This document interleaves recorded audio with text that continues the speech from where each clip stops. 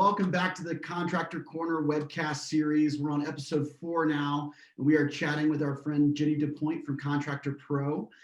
She is an expert in all things cash flow and accounting and best ways to optimize your business. So we're super excited to have you here. You work in, Jenny, with a wide range of clients from anywhere from 1 to 35 million, and really helping them align kind of some of their financial practices to support their business growth goals, yeah? Yeah. All right, just making sure I'm not going off the rails there. So I'm kind of curious, you're in a really unique position, not only kind of coaching contractors, but really helping them with kind of a sensitive subject in terms of all things finance. Can you tell us a bit about your background and how you got involved to become a coach? Yeah, thanks, Tom. I am very excited to share this. I think I had a lot of experience with a contractor up here in Minnesota. That's where I'm from, cold north, woohoo. And I just got to spend a lot of years going through the issues that we have in the finance admin world in this industry, and loved it, had a lot of fun, started to dabble in some other industries and realized contracting industry is way fun in this space because there's challenges, and I love challenges. And so I just entered the coaching world just over a year and a half ago with Contractor Coach Pro, that I just get to kind of bring that years of experience in problem solving to the issues that, whether, like you mentioned, a 1 million or 35 million, we're finding it works in that space. You're all experiencing the same sort of issues, the same sort of challenges. And so we're able to just bring some tools and some insight and some strategy, finance strategy, to how do we solve some of those common problems? Yeah, definitely. Well, we really appreciate you joining us today. I know, kind of as we talked before, we were prepping for this conversation, we've been able to do a little bit of homework on our side. And some of the things that we've been pulling kind of from some statistics of the industry with a consultant called Level Set is really that contractors in construction really suffer from getting paid on time. Some people describe them as almost being like a poorly run bank. Some studies show that people are almost waiting 3 months to collect payment for jobs. And even kind of more in depth of that is saying that 80% of companies are actually spending a really significant portion of their work week actually chasing down payment that they're owed. I know you're working with, like you mentioned, people from 1 to 35 million, and they've got a variety of issues. Do you kind of see similar delays in payment there where people are spending too much time trying to collect payments, or does every business kind of have their own unique challenges? That's an interesting question. So that is definitely very what I call collections focused. That's the end game of the whole finance strategy. Yeah. The breadth of what I coach on is pre-collections. Now, collections absolutely is a challenge in our industry. Yeah. I touch on ways of understanding collections.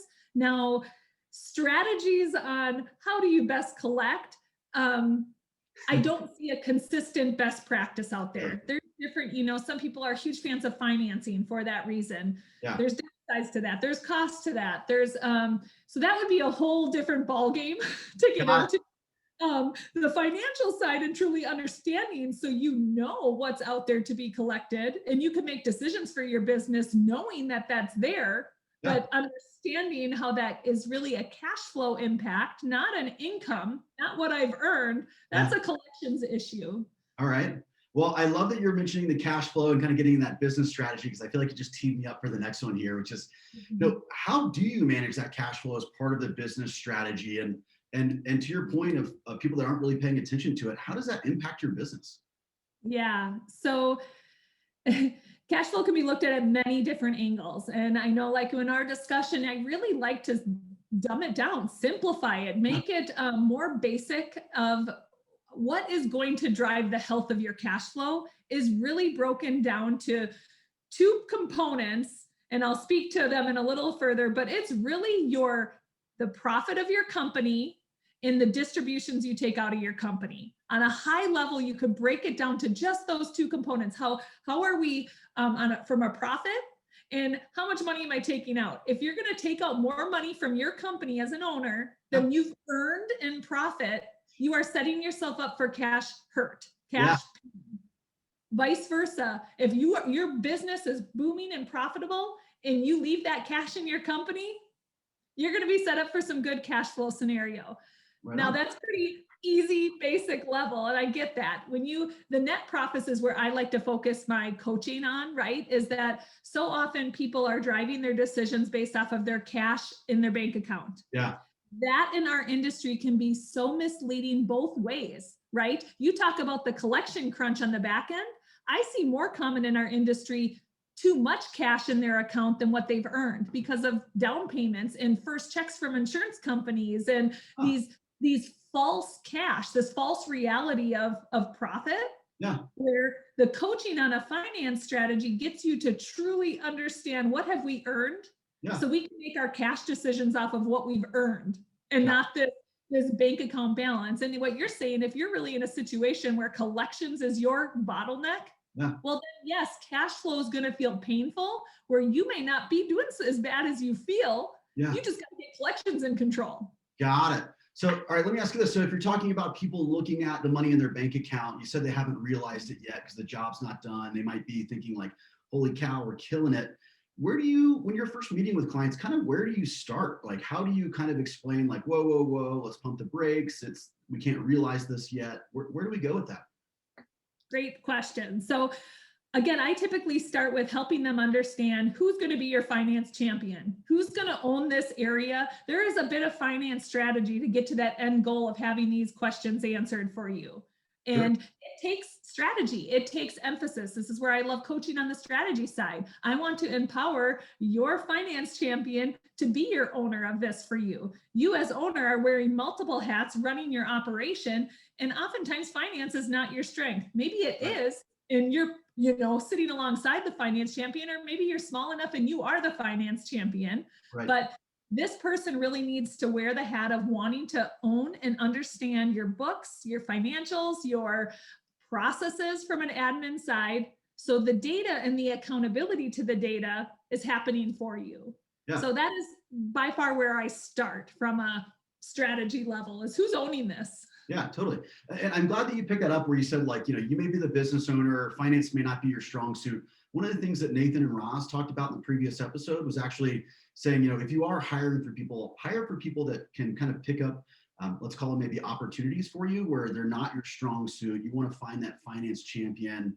So I'm curious, is there kind of a typical finance champion? Do they fit a mold, or how do you know who that person's going to be? Great question. I guess the best answer I would give to that is your goal. The most important piece of what you're looking for is somebody that fits your core values, right? I say the most important piece is not that they have accounting background. Do they have to have capacity with numbers? Yeah. Do they have to have a capacity to learn? Absolutely. If you have somebody that is a quick learner and likes numbers and loves strategy, I've had people that have had zero accounting background be very successful finance champions and love it, right? And so I think one of my favorite kind of comments from a client is, I had a 4-year college education in 3 months. They felt that.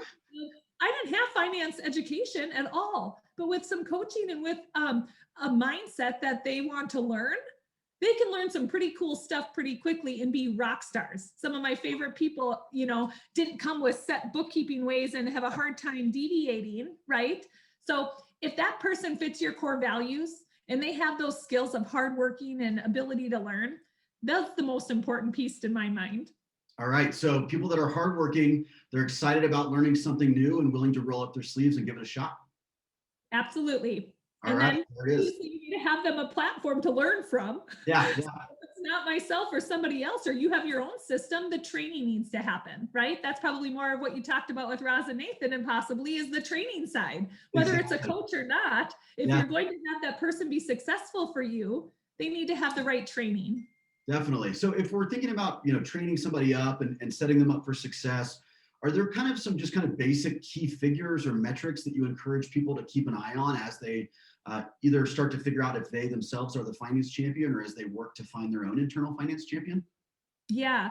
So when we break that down to, remember at the beginning, I kind of said your net profit, what you've earned, if it's accurate, and what you're taking out of the company is the health of your cash flow, essentially. That net profit, when we talk about what truly makes up the health of your profitability, like, did we make money? We need to understand our revenue, which is driven from marketing and sales. Those marketing and sales pipelines are not revenue to you yet. You may have had a ton of leads come in the door. Well, if your sales team doesn't convert them to sales, you don't have sales dollars or revenue coming in. Right. And if your production team can't produce that revenue that your team sold, you don't have earned revenue. Yeah. So it's understanding a whole process that does the tracking for you of all these components. So it's not a manual process to figure out, okay, well, how much revenue did we earn? We have a system that allows them to basically say, what have we earned? Sure. And then you have your profitability of jobs, your gross profit margin, which just takes into account how much job cost did you have related to that income. Mm-hmm. So that's definitely a key component that they would need to understand is how does job costing work? How are we holding that accountable? Sure. But from revenue, your profitability on that revenue, and your overhead spending. Okay. Those are the three components that make up your income. Your net income is driven from those three numbers. All right. Again, when we simplify it out in a system, you can start to see what needs to change. Something of those three need to change, and only those three. In all reality, only those three items. Now there's more details within them, but only those three items are going to be what affect your profitability. All right. So in my mind, I feel like I've made business too complicated. It's really just those core fundamental three things. They'll give you a great pulse check on where the business is. If you're profitable, you're healthy. To your point, you said, if the sales team's selling it and product is maybe going a bit over budget, like, how do we address those pieces? So those are the three main things, huh? Yeah, no, easier said than done, right? Yeah, I was about to say, it's just that simple. So do you recommend people leverage something like Excel to track this, or do they use, is this kind of tracking available for most kind of out-of-the-box accounting software? QuickBooks is the sole accounting software I work with or coach with. Okay. It's not the only one out there. There's probably plenty of systems out there that use other softwares. I utilize QuickBooks along with company CRMs, and I do work with a few different CRMs. Okay. And between those two softwares, now we have tools definitely that are done in Google Sheets or spreadsheets, right? Sure. That absolutely take these tools and kind of do some of the calculation work that is set up within formulas and tools within spreadsheets, right? We try to simplify it down to how do we use these systems that's tracking our data and make the most out of it. So it's not a manual process at month end to figure out what have we earned for our jobs? What are the jobs that are still open, right? Yeah. I'm curious, you mentioned kind of the month end and tracking. A couple of things kind of stick out as the sales team selling the revenue, the project team has to go implement. At what point can you start to recognize that the revenue is in the business and it's not just in this cash flow account? Got it.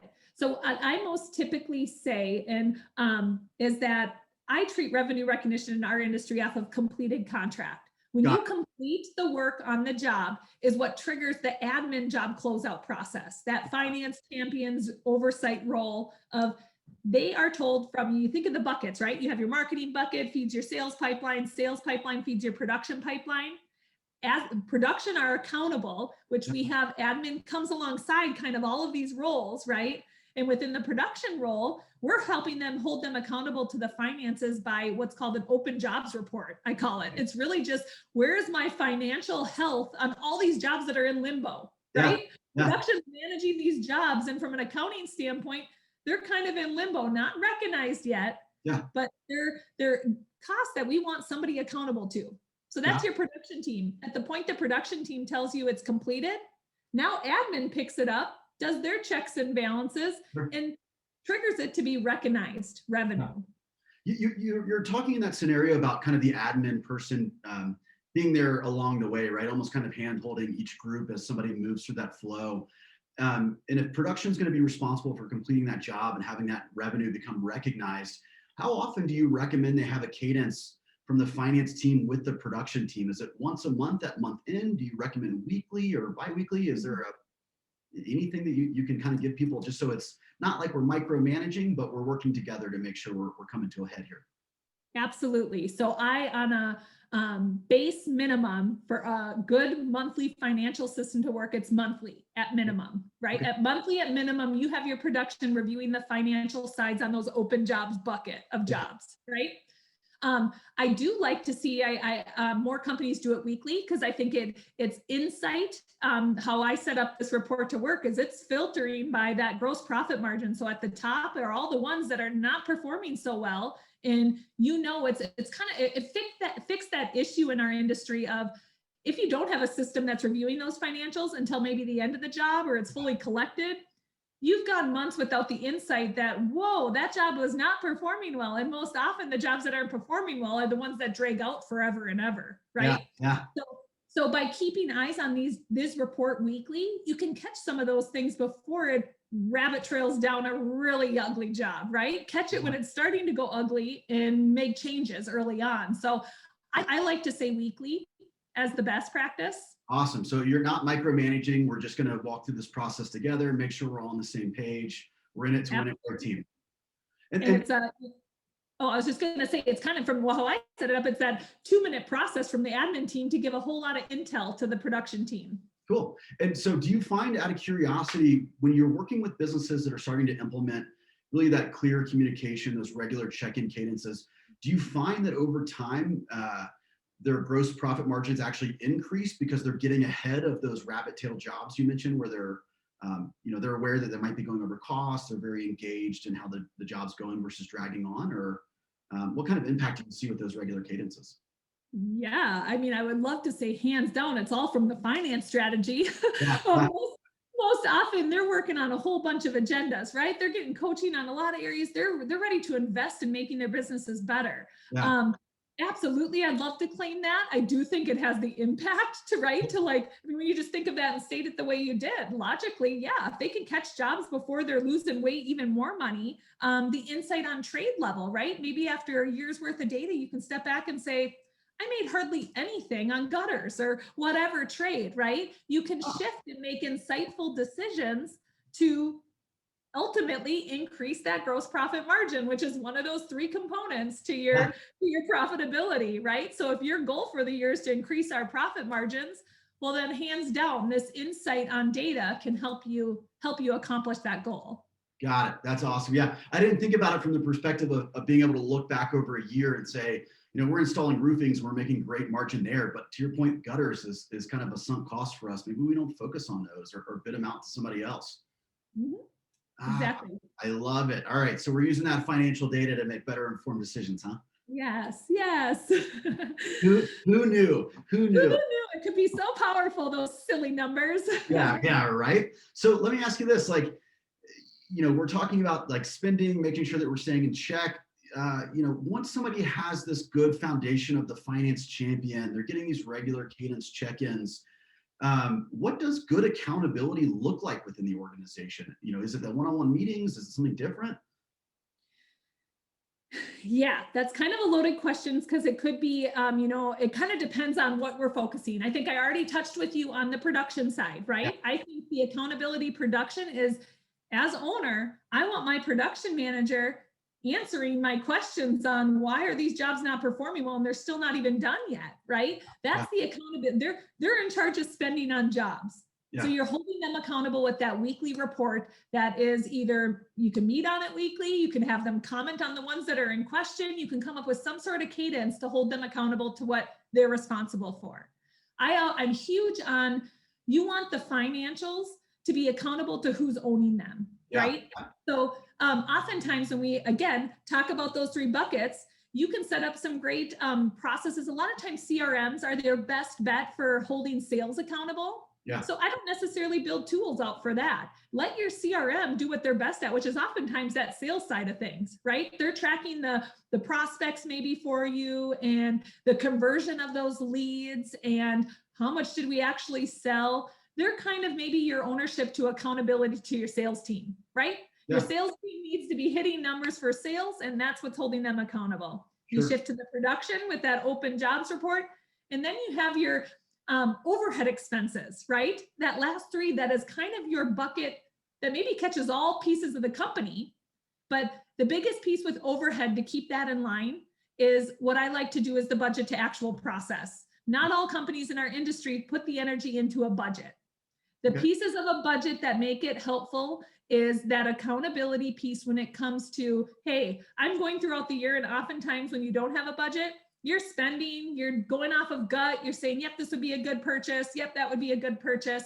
And you get to the end of the year and may have a big surprise. When Yeah. you hear that those three components, your sales, your profit, and your overhead are what drive, if your overhead's out of whack with how much you're selling and producing, Yeah. you're going to lose money, right? So Yeah. that overhead spending on a budget format and a monthly basis really gets you enlightened to, where do I need to pump the brakes, or where am I overspending? If I've set these budgets and I'm over with, some simple ways to just alert us to each month when we're over what we expected, that's what I want to put some thought into monthly and not let it get to the end of the year and be surprised. Got it. Now, when you say being surprised, if you've got massive overhead costs, you're not bringing in revenue, is it just you're absolutely sunk? Can you write it off, or is it just kind of, oh God, we got ourselves in a hole, we are stuck? Well, you're absolutely writing it off, right? You're getting expense for it. Yeah. Now, common in our industry, especially when you're in some of these northern states, you have slower winters. You're Right. going to have negative months because you have overhead still going out the door. You don't want to lay off all your employees, and Right. you have slower months. That's essentially where, again, leaving that cash flow, that profit in your company is going to help you weather that slow season with a lot more ease and less stress than if you took your cash out and now trying to weather it with other people's money, Yeah. right? To say there's just a magical wand to make you profitable, no. Wow. Going to give you insight, right? To see, one of the big concepts we haven't really touched on is this break-even idea. Oftentimes, overhead in our industry is pretty fixed for a chunk of time, right? You know your staffing that you have. Now, yes, if you double in size, you may need to trickle in a few extra help, but in general, your staff, your marketing cost, your rent, your office expense is all pretty set in stone for the year. Now, whether you did 5 million or 10 million, you're going to have a pretty similar amount of overhead for that year, right? Yeah. And so in my mind, I like to really see our budgeting based off of thinking of it as a break-even type model. Okay. Oftentimes in more of like a forecasting role, you set percentages, like my office expense is going to be X% of my revenue. In our industry, that's a little tricky because we can be so volatile, right? Sure. You could have an awesome year and no, your office expense is not going to double, Yeah. right? It's stuck the same. So when you set what is our overhead expense, we can back into what is that break even for you? What is that break even sales number? That means both marketing, sales, and production all have to be hitting this break even number, or we have a heads up red flag that something's not going to work out at the end of the day. Got it. Okay. And that break even number you're saying is including a lot of your operational costs. That's like payroll, rent, all of those overhead pieces that's going into it. So you've got to hit that pure number, and then anything above that's just icing on the cake. Exactly. That overhead, just to clarify in that overhead is anything that can't be booked directly to a job, anything that's not included when we talk about job profitability or that gross profit margin, anything that's not included in there. And that's where a good accounting system is important, because if you don't have a clean system that is booking costs to jobs, you don't know those three components. Sure. So you can't make decisions and understand your numbers based off of those simple three components. Got it. So I'm curious, you mentioned a moment ago about kind of operational costs and how things will maybe slow down in the wintertime because you're in a northern state. If somebody is in a region like that where it really slows down over the wintertime, at what point during the year are you encouraging to think through, okay, this is X number of months away, how do we start planning for that cost and making sure that we're going to be able to cover it? That's a good question. I don't know if I've thought of it in that term yet. Again, I'm new to only a year and a half into the coaching model of taking it to that level. I think in my mind, what I see it as is really understanding your annual budget perspective, right? When you're looking at that budgeting, that's, I guess, is where you're thinking through that. Again, if your summer months are making enough money to see in the budget, that will be plenty fine. Don't take that money out. We know our cash account's going to be really high in maybe August, September. Don't take that money out because we know we have 5-6 months here that it's not going to be quite so high, right? So I think it's just that insight into the full picture right? And into that full budgeting and the discipline to not make those decisions off of the cash account, keeping those in mind. Right. So I'm kind of curious. There's a couple of things that you talked about with the accountability for the production team, finding that finance champion, things along those lines. I'm kind of curious, and this might be a bit of a vague question, but we're talking about budgeting. The finance champion is excited. They're hardworking. They want to learn to own it. How do you get the production managers involved in these finance conversations? Do you involve them actually in the coaching themselves, or do you kind of say, here are the basics you need to focus on, and let's let the accounting team deal with it? So the level that I don't typically work coaching the production team. I coach the finance champion to coach their production teams on Okay. components, right? So the pieces where I see the interaction there with production specifically, like you're referencing, is definitely understanding what they're looking at with an open jobs report. Like, hey, you're looking at, this should be our total contract value, whatever we have approved coming in on the job. Right. These are where the costs are coming in at. They're coming in weekly, daily, right? Our accounting team's working on getting that track to the job. So this report is meaningful to you. Perfect. And you need to help them understand, like, hey, this is telling you where the margin is as of now. And we know we have more costs coming in. Right. So maybe some of those low margin jobs on that open jobs report, you're saying, oh, we know supplement money's coming in. That's not a concern to me. It's right. insight. It's not like an end all be all. The other thing where a lot of interface that I coach finance champions to work with production is that bookkeeping efficiency side. Right. They need to know that when they're putting their orders in, they need to have job POs on it. They need to have the job listed, or it makes our job impossible to track to jobs, right? So there's definite that accountability. They hold production accountable through the data entry process.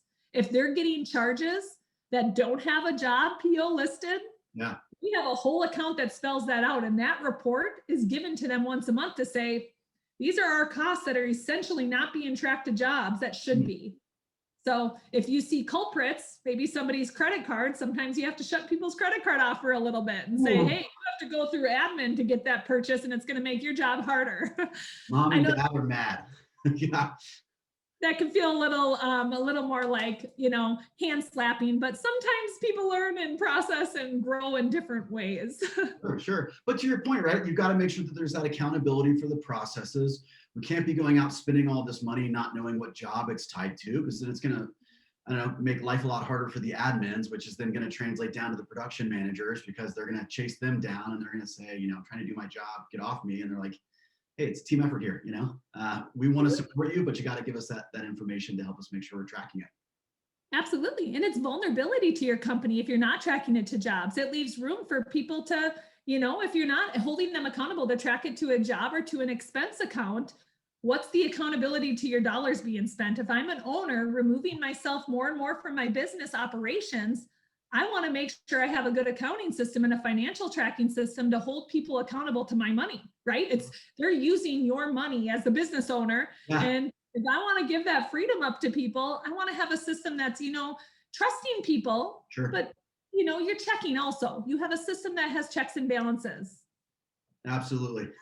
I'm just in my mind, I'm like, you didn't think I wasn't going to count that? Like, yeah, that's it. Okay. So, we talk about that good kind of accountability. Is that something kind of like what Roz touched on before, where it's very clear from an HR job description perspective, or is it kind of each group needs to kind of communicate and understand what's going to work best for their organizations? How do people kind of get started in understanding how to have those difficult conversations? I see that a little more case by case. I mean, definitely in some of our coaching, we have template ways to handle credit card policies, right? We have some templated ways to handle some of the more just kind of standard accountability to credit cards is the first one I think of, because that's usually your first realm where you start to trust people. It makes their job a lot more efficient when they can swipe a card.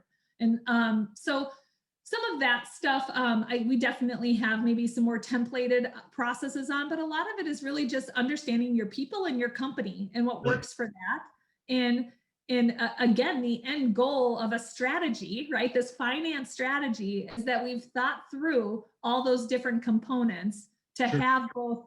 I don't think I fully touched on yet, but truly the goal of a finance strategy is to have that twofold end goal of accuracy in numbers that you're trying to make decisions off of, Right. But sometimes even more importantly, the checks and balances that I touched on, right? It's that the whole purpose of your strategy is to do both, not just one. It's not just to get good numbers. Sometimes owners are like, oh, I can make my decisions without all those numbers. Right. Well, do you want to have that vulnerability to your spending, the dollars that are going out the door? People could be spending on stuff that's unnecessary and there's no accountability to it. Yeah. Right. It's really both those components. All right. So, and again, that's the good data to understanding how the finance numbers are, and the checks and balances and the accountability between not only finance, but the individual employees themselves, right? Absolutely. Awesome. I love it. Well, Jenny, we're going to leave it there. I know we're about at time here. Really, really appreciate the time, and y'all, the immediate takeaways, making sure you've got great data, making sure you've got accountability, as you're looking for that finance champion, making sure that they're excited, they're hungry, they want to learn. They don't have to have a finance background, but just somebody that is ready to take on that role, responsibility, and wear that hat. So Jenny, thank you again so much for everything. Again, we'll have this episode posted soon on YouTube. And again, please check out Contractor Coach Pro. They're an excellent resource. We understand that talking finance and money can be a bit taboo, kind of depending if you grew up talking about it or if you never touched the subject. So if you've got any questions, reach out to their team. I'm sure Jenny's happy to chat with you. And with that, we hope you have a great day ahead. Great. Thanks. Thank you so much, Jenny.